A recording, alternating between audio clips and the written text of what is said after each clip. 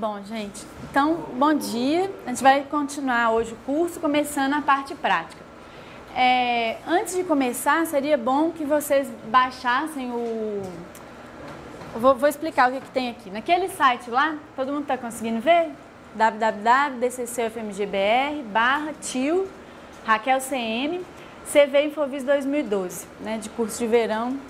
Então, vocês vão achar esse site aqui e naquela aba ali, material, vocês vão encontrar um PDF aqui, que é a documentação do tutorial. Então, essa documentação do tutorial tem todos os passos que vocês vão seguir para desenvolver a visualização. Possivelmente, eu acho que provavelmente nós não vamos conseguir terminar ela aqui. Então, depois, quem tiver curiosidade de terminar em casa, tenta seguir os passos e vai dar certo. Bom, aqui embaixo, lá no final, vocês vão ver o código-fonte completo. Então, tem um diretório compactado. Dentro desse diretório tem 3 arquivos fonte, né, que é o arquivo principal, 2 classes que a gente vai criar, os arquivos de fonte, que é a fonte de texto, né, de tipografia mesmo, as figuras que foram incluídas, tudo que tiver a ver com a visualização está aqui. Então, uma coisa que eu já fiz foi abrir aqui, baixar esse diretório. Eu baixei aqui no...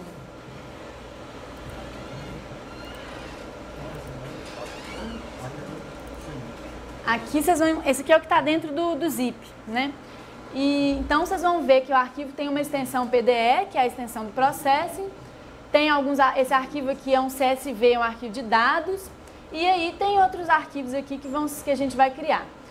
Quem está trabalhando com o próprio laptop, vai no site www.processing.org e faz download dele. Se quiser fazer a versão com Java, já vem com Java, é bem rápido. Bom, aqui, eu esqueci de explicar, né? Então, você tem aqui o site do Processing, para quem quiser fazer o download em casa dele. Aqui a documentação PDF. Esse arquivo vocês vão precisar dele também, que é o arquivo de dados. Ele é um arquivo, né, vocês já devem ter mexido com arquivo do tipo CSV, que até é gerado pelo Excel, por exemplo. É um arquivo que separa as colunas com vírgula, né? Então, esse arquivo, ele tem os dados da visualização que a gente vai fazer. Bom, então vamos começar a passar o PDF, para vocês entenderem como é que a gente vai fazer. Então aqui só um pequeno sumário do que tem no tutorial. A gente tem uma introdução sobre visualização em geral, uma introdução sobre processo e uma introdução ao tutorial. Então explica qual que é o objetivo dessa visualização que a gente vai fazer. Depois aqui a gente começa a parte prática. Então, tem um exemplo de um primeiro programa em Processing, como é que seria, né? Nós vamos fazer. Depois a gente vai construir uma função para carregar os dados do arquivo texto. Né? A gente vai conseguir carregar esses dados, imprimir lá na telinha, só para testar se está tudo ok.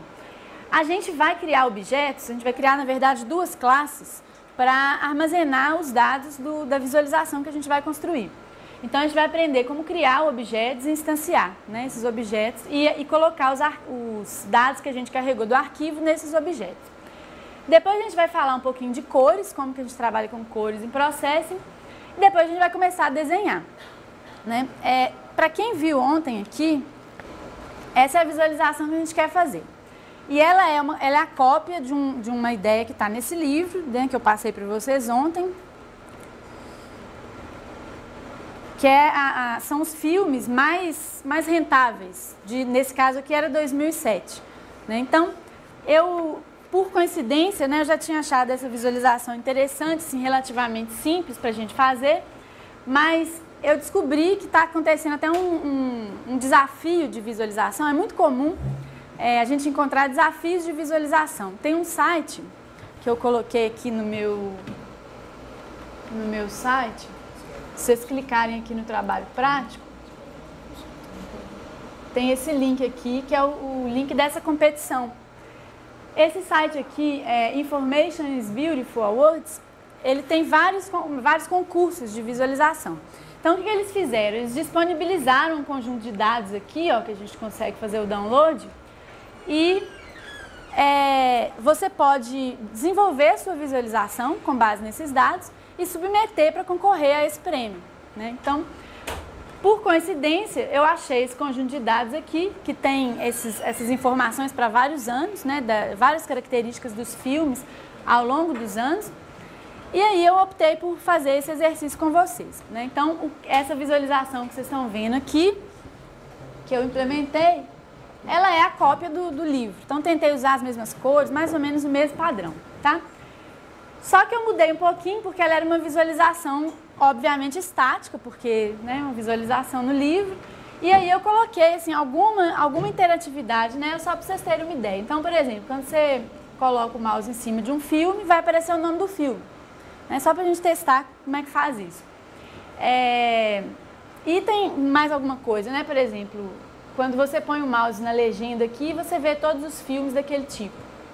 Né? Aqui tem os tipos de filmes mais comuns, também quando você coloca o mouse em cima, você vai ver os filmes daquele tipo, em destaque. Deu para entender a ideia principal assim? Então, a gente tem aqui no eixo X a pontuação do filme, que é uma certa métrica de qualidade, né?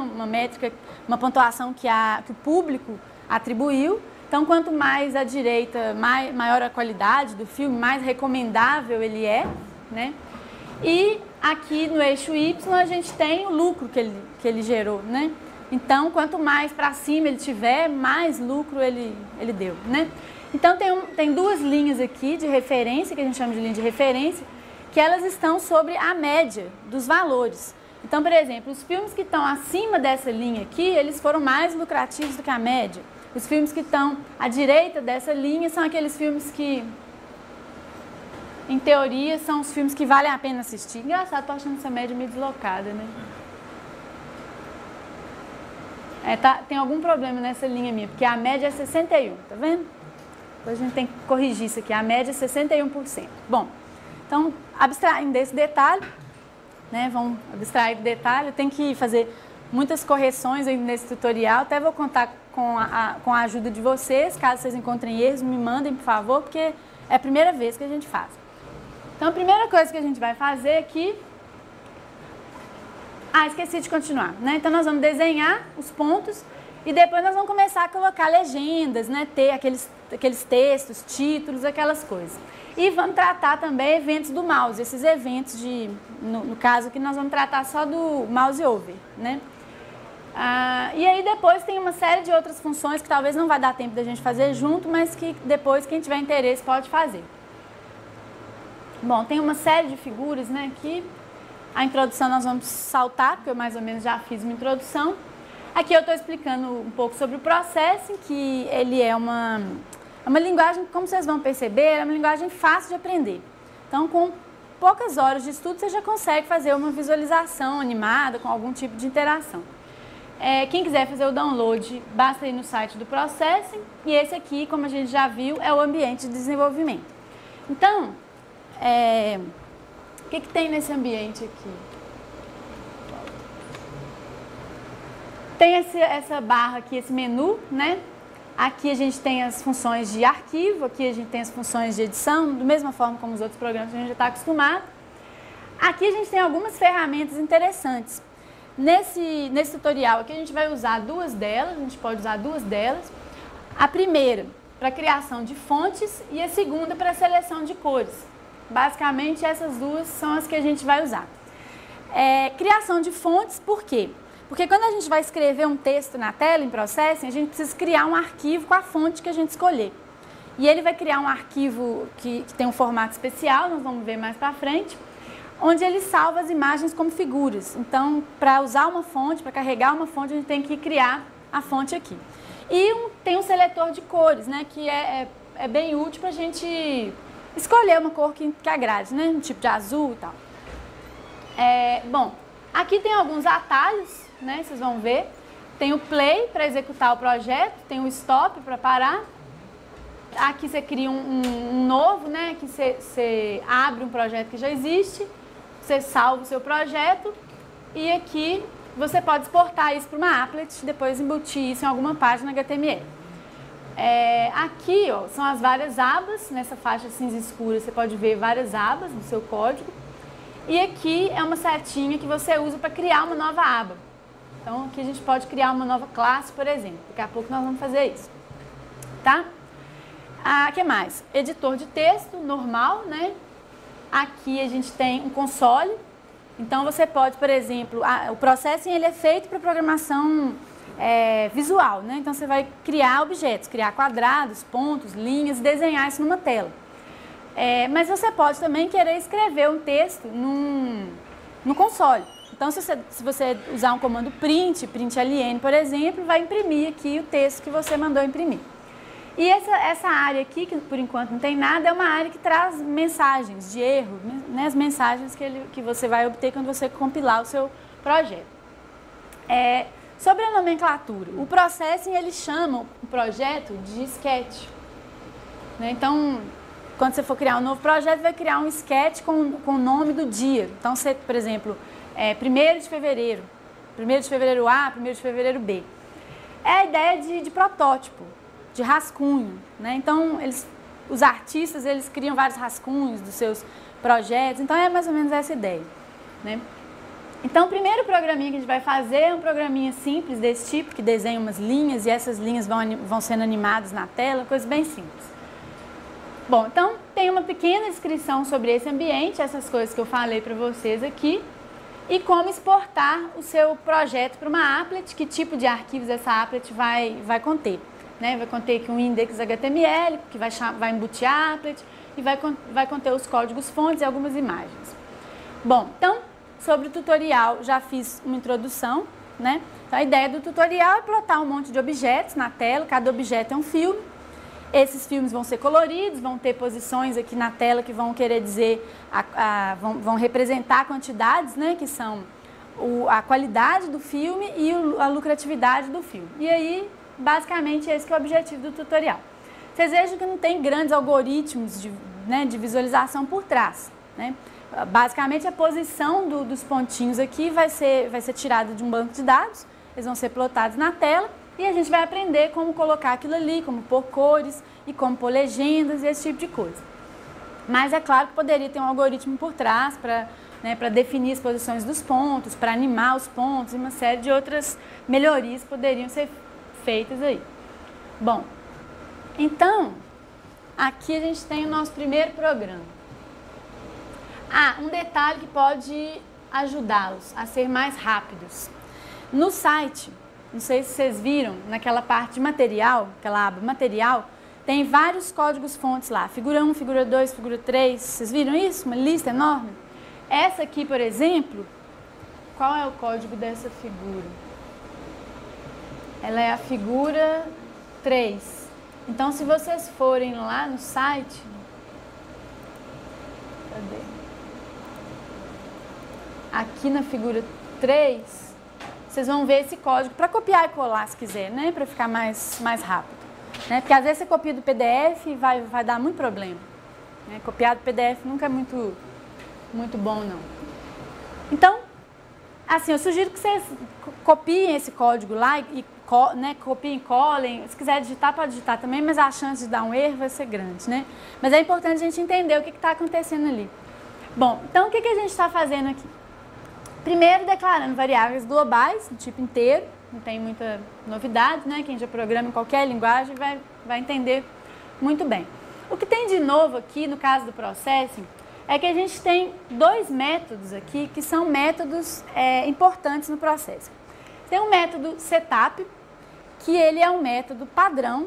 Você pode implementar ele uma vez, lógico, em cada projeto, e ele vai ser executado uma única vez quando você executa o programa. Então, dei play no meu programa, mandei executar, vai executar esse método setup. E eu tenho também o método draw, que é um método muito interessante para fazer as animações e as interações, que ele é um método que vai ser executado continuamente enquanto o programa estiver executando. Então, esse método draw, eu posso definir um parâmetro dele aqui, que é o frame rate, né, que é quantas vezes ele vai ser executado por segundo, para executar mais vezes ou menos vezes, mas aqui eu estou usando padrão, ele vai ser executado continuamente. Entenderam a diferença? Então, setup, eu defino coisas básicas, inicializações de variáveis, alguma coisa que vai ser constante ao longo do projeto, né, da execução do projeto, vai ficar ali, nunca mais vai ser executado. E o draw, eu executo coisas que eu quero que se alterem ao longo da execução. Entendeu? Bom, então o que eu fiz aqui? Essa função na linha 6, que eu chamei de size, ela recebe dois parâmetros aqui, que são o tamanho da tela que eu vou abrir. Então, quando eu executo o meu projeto, vai abrir uma telinha, né, que é a visualização, como vocês viram. Nesse caso aqui, eu estou informando que essa tela tem tamanho 100%. Entendeu? Bom, a função background que eu estou executando aqui. Essa função background, ela pode receber várias opções de combinações de parâmetros. Sempre que você quiser usar uma função em Processing e tiver dúvida, tem um site lá do Processing que é muito bom em termos de referências. Quando a gente vai lá no processing.org, tem uma aba de referências aqui, ó. Então, por exemplo, fiquei na dúvida sobre a função background.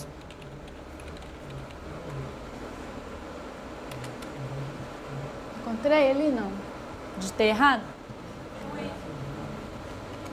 Ver de lado é muito difícil. Achei. Você vem aqui e descobre o que essa função faz, né? As várias possibilidades de chamada dessa função. Então aqui eu tenho algumas opções de cara, né? Isso tudo está explicado no texto do tutorial. Se eu chamar a função background com um parâmetro apenas, esse parâmetro é uma cor. Ele vai tratar essa cor como cinza. E esse parâmetro pode ir de 0 a 255. Então, se for 0, vai ser o quê? Qual que é a cor 0, assim? Deu a dúvida, né? 0 é o preto, né? O FFF ou 255 é o branco. Então, quando eu passo um tom aqui entre 0 e 255, ele vai me dar um tipo de cinza. Pode ser mais escuro ou mais claro. É o contrário, as cores, né? Eu posso passar dois parâmetros. Se eu passar dois parâmetros, o primeiro vai ser um cinza e o segundo vai ser a transparência dele. Então, eu posso fazer um objeto transparente. Se eu passar, por exemplo, 0, agora eu fiquei na dúvida. Está no texto isso. Não sei se 0 é opaco ou completamente transparente. Depois vocês testam. Mas essa transparência varia na escala, por exemplo, de 0 a 255, que é o parâmetro alfa. Mas eu posso passar também valores RGB. Então, se eu passar 3 valores, a quantidade de R, a quantidade de G e a quantidade de B. Então, eu estou fazendo uma cor naquele modelo de cores que a gente viu de RGB. Mas eu posso também passar uma transparência. Se eu passar 4 parâmetros, o quarto é a transparência. Eu posso passar também uma variável do tipo de dados color, porque em Processing tem uma variável que eu posso declarar que é do tipo de dados color. E eu posso passar color e a transparência.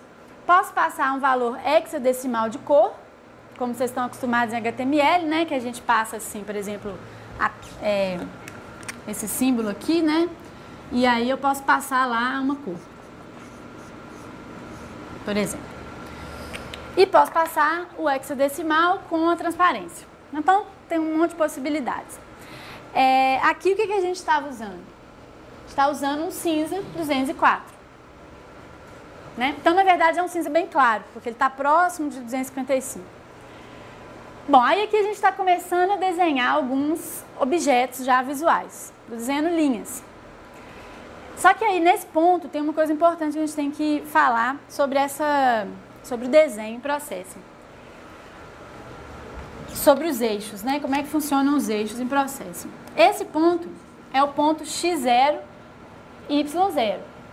O x cresce para cá, mas o y cresce para cá.